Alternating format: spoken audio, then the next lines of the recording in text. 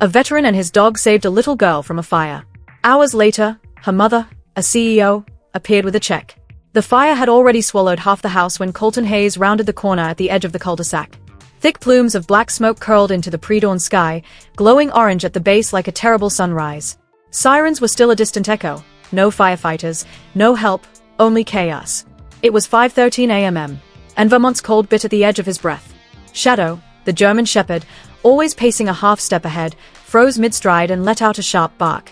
That was when Colton heard it, faint at first, muffled behind the roar of the fire, but unmistakable, a child crying.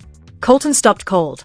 For half a second, the street fell away and he was back in Helmand, back in the heat and smoke and screaming. But this was not Afghanistan. This was real. Without a word, he sprinted toward the burning house, Shadow at his side. Neighbors stood in their robes, clutching phones, panicked and helpless. Someone shouted, "The baby's still inside." But Colton was already moving. He stripped off his jacket, yanked the sleeve over his mouth, and pushed forward. Shadow growled low beside him, ears sharp, waiting. "Stay with me," Colton muttered. Then, without hesitation, he kicked in the front door. Flames licked the ceiling. Heat slammed into him like a wall, fierce, blinding. Smoke clawed at his throat as he dropped low, scanning through watering eyes. "Hello," he called out. "Is anyone here?" A whimper came from the far left, behind a staircase under a collapsed beam. He darted toward the sound, stumbling over fallen debris, ignoring the sharp burn across his forearm as an ember grazed his skin. There she was. A small girl, no older than 3, curled in the corner beneath a thick cloud of smoke. Blonde curls matted with soot, pink dress torn at the hem. Her wide, tear-streaked face lifted when she saw him. Her lips formed no words, only a soundless sob. Colton knelt and scooped her up. She trembled against him. "I've got you," he murmured, wrapping her in his jacket.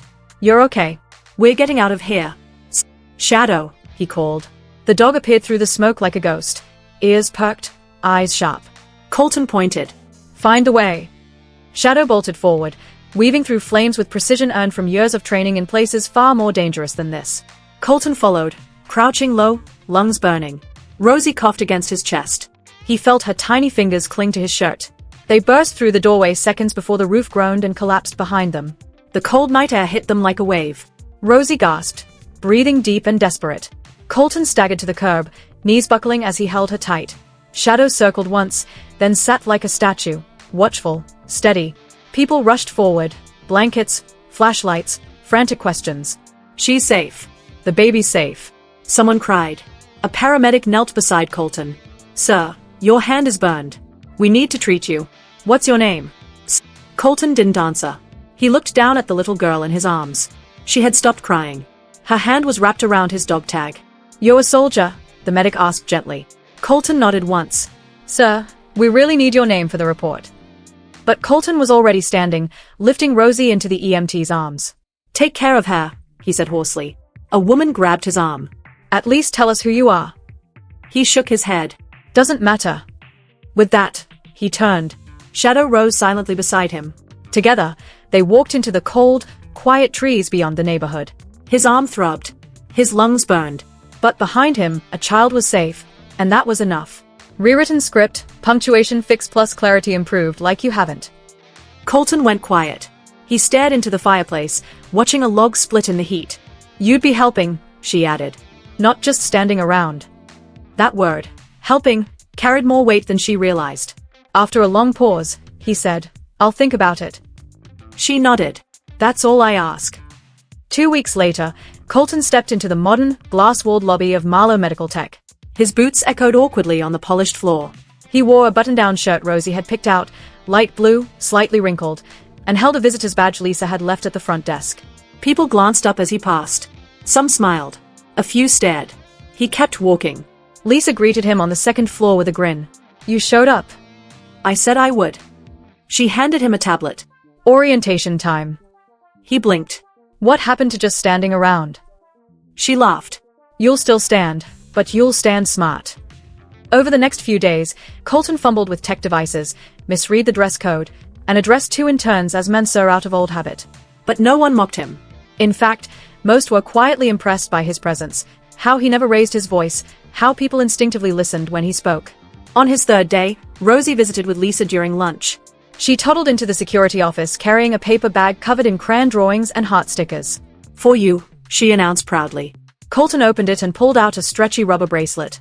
It was bright blue with white block letters that read, "Best hero ever." He stared at it for a second, his throat tightening. "Did you make this?" Rosie nodded. "So you don't forget." Colton slid it onto his wrist and kept his hand over it for a moment. "I won't." Lisa watched quietly from the doorway. The hard edges in his posture had softened. The shadows in his eyes looked a little lighter. He still walked through the world with caution, but for the first time in years, he was walking forward. Colton had grown used to the rhythm of his days. Quiet mornings at the cabin, evenings with Rosie on his lap as they read books she barely understood, Lisa's laughter echoing from the kitchen. It wasn't the life he once knew, but it had become something steady. Without labels or ceremony, they had formed a kind of family. Rosie now called him Uncle Bear, a name that filled his chest with something warm and unspoken. And Lisa, she had become the center of that quiet world. When she told him about the AI platform her company was developing for veterans with PTSD, inspired by his story, he felt a flicker of pride he hadn't felt in years. He watched her work tirelessly. Late nights, red eyes, endless focus. "It's not just software," she had said. "It's a promise. A lifeline for people still fighting invisible wars." Then everything began to fall apart. It started with one article. A fringe blog posted an anonymous claim that Lisa had used her connection with a veteran for publicity. The story spread like wildfire. Headlines twisted the truth. Screenshots were doctored. Clips ripped out of context. CEO exploits tragedy for product launch. Colton watched Lisa try to hold the line. Press releases, meetings, transparency. But the backlash grew. Her board went silent. Investors pulled away. The launch was postponed. Lisa, once so composed, sat at the table one night with her head in her hands, face pale and drawn. "I just wanted to help," she whispered. "Now they say I'm a fraud." Colton didn't try to reason with her. He simply reached out and held her hand. The next morning, he was gone before she woke. Lisa found out what he had done hours later, on the internet. Colton stood in front of a community center. No podium, no PR team. Just him and a few local reporters.